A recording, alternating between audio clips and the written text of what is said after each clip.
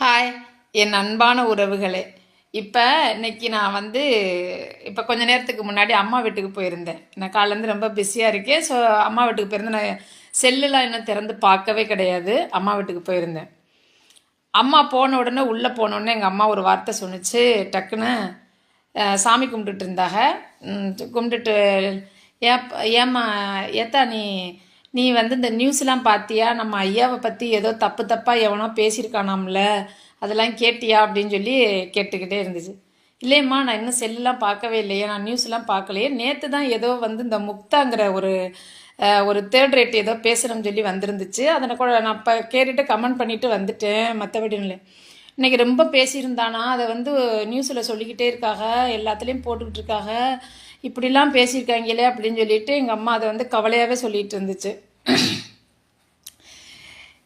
நான் ஒரே ஒரு இதுதான் என்னுடைய இது என்னென்ன அப்படின்னா, எனக்கு இவன் பேசுனதை பார்த்துட்டு எனக்கு சிரிப்பு தான் வந்துச்சு.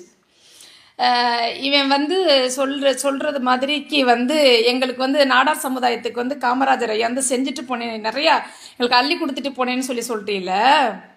நான் ஒரே ஒரு உதாரணம் மட்டும் சொல்கிறேன். நான் படித்தது ஒரு கிறிஸ்டின்ஸ் கான்வென்ட்டில் தான் படித்தேன். அப்போ படிக்கையில் ஸ்காலர்ஷிப்னு ஒன்று கவர்மெண்ட்லேருந்து கொடுப்பாங்க. எல்லாருக்கும் சைக்கிள் ஸ்காலர்ஷிப் பணம் 1000 2000 எல்லா கம்யூனிட்டி உள்ளேயும் வாங்குவாங்க. இந்த நாடாரை பிறந்தோம் பற்றியலா, இந்த ஒரே காரணத்துக்காக நாங்கள் அப்படியே உட்கார்ந்துருப்போம். எங்களுக்கு எந்த சலுகையுமே கிடையாது. அப்போ இந்த பிள்ளை அது தேவராக இருக்கட்டும், கிறிஸ்டினாக இருக்கட்டும், கோணாராக இருக்கட்டும், எல்லா கம்யூனிட்டியில் உள்ளவங்களும் வாங்கிட்டு போவாங்க. எங்களுக்கு எந்த சலுகையுமே கவர்மெண்ட் கொடுத்தது கிடையாது, நாங்கள் வாங்கினது கிடையாது. அப்போ நாங்களே நாங்கள் போய் எங்கள் ஹெட்மாஸ்டர்கிட்ட போய் கேட்டிருக்கோம், ஏன் டீச்சர் எங்களுக்கு மட்டும் கொடுக்கல ஸ்காலர்ஷிப் பணம், மற்றவங்களுக்கு எல்லாருக்கும் கொடுக்குறீங்க, எங்களுக்கெல்லாம் சைக்கிள் கிடையாது, அதுக்கெல்லாம் ஓட்டிகிட்டு போயில எங்களுக்கு ஆசை இருக்கணும், உங்களுக்கு அந்த மாதிரி சலுகைகள் கொடுக்கப்படலாமா அப்படின்னு. உங்கள் ஐயா கர்ம வீரர் காமராஜர் அரசியல் சாசனத்திலே எழுதி வச்சிருக்காரு, என் கம்யூனிட்டியில் உள்ளவர்களுக்கு எந்தவித சலுகையும் கவர்மெண்டால் கொடுக்கப்படக்கூடாது அப்படின்னு சொல்லி எழுதியிருக்கிறதா உங்களுக்கு அதனால எந்த இதுக்குமே கிடையாது, மறுக்கப்பட்டிருக்குது அப்படின்னு சொல்லி சொன்னாங்க.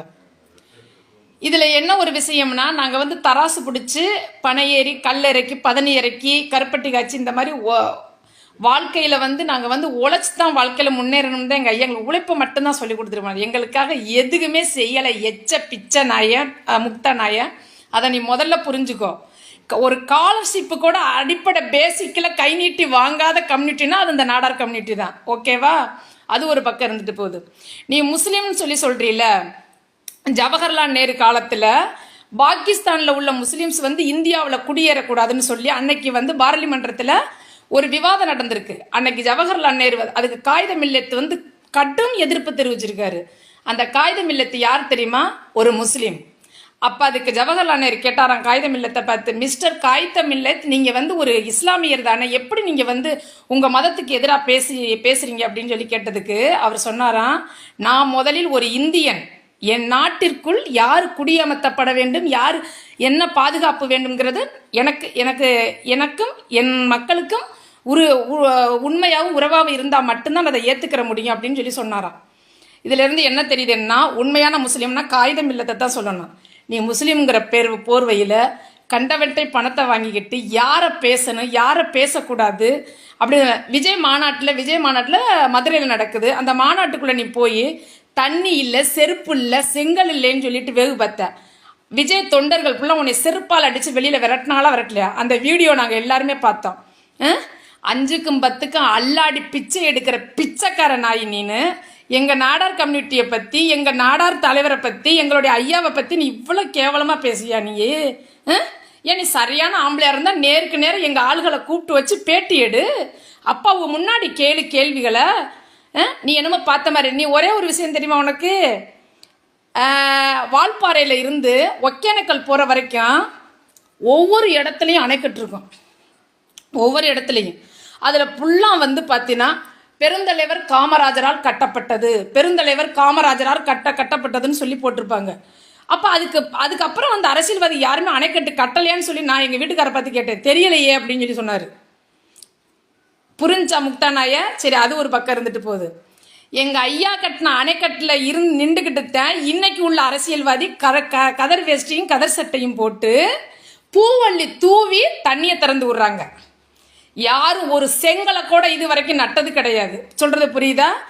காமராஜரை பத்தி பேசுற தகுதி ஈரேழு லோகத்தை படைச்ச ஈசனை தவிர வேற யாருக்குமே கிடையாது. அந்த தகுதி எங்க ஐயா வந்து சாமிக்கு சமம்.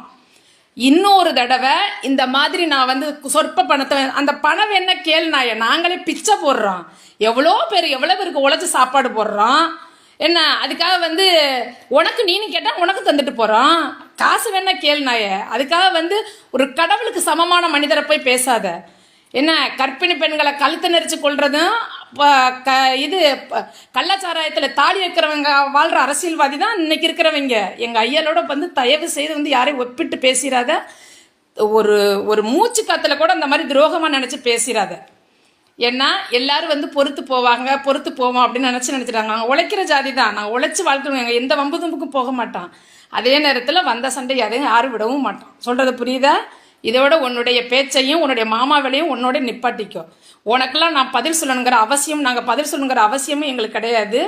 இன்னொரு விஷயம், பிரதமர் நரேந்திர மோடியை கூட நான் இதுக்கு குறை சொல்லுவேன். ஏன் அப்படின்னா,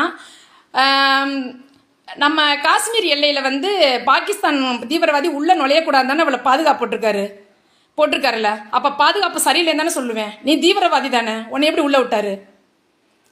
நீ உண்மையால இந்திய பற்று உள்ளவன், இந்திய ஒரு தமிழனா இருந்தா ஒரு பெருந்தலைவரை பத்தி ஒரு அரசியல் ஒரு அரசியல் ஒரு மாமேதை அப்பேற்பட்ட ஒரு பெரிய மனுஷனை பத்தி நீ இவ்வளவு கீழ்த்தரமா பேசுவியா? அப்ப எங்க வந்து தப்பு நடந்திருக்கு? எல்லையில இருந்து நீ ஊடுருவி வந்திருக்க. பாகிஸ்தான்ல இருந்து நீ வந்து தமிழ்நாட்டுக்குள்ள வந்து இருக்கிற ஒரு முஸ்லீமே கிடையாது. நீ பாகிஸ்தான்ல இருந்து வந்து ஒரு தீவிரவாதி. அதனாலதான் ஒரு தமிழ் தலைவரை பத்தி இவ்வளவு கீழ்த்தரமா கேவலமா பேசி இருந்திருக்க. இன்னொரு தடவை பேசிடாத. சொல்றது புரியுதா? அந்த பேட்டியை வந்து முழுசாவே பார்க்க முடியல. நீ பேசின வார்த்தைகள் அருவருப்பாவும் அசிங்கமாவும் இருக்கு. ஒரு ஒரு ஸ்காலர்ஷிப் கூட வாங்காம இருக்கிற எங்களை பார்த்துட்டு எங்களுக்கு என்னமோ அள்ளி கொடுத்தேன்னு சொன்னியடா. அள்ளி கொடுத்துட்டு போனவராடா வந்து தன் தாய்க்கு வந்து ஈமச்சடங்கு செய்யறதுக்கு ஒரு 50 ரூபா காசு இல்லாம நின்றுப்பாரு.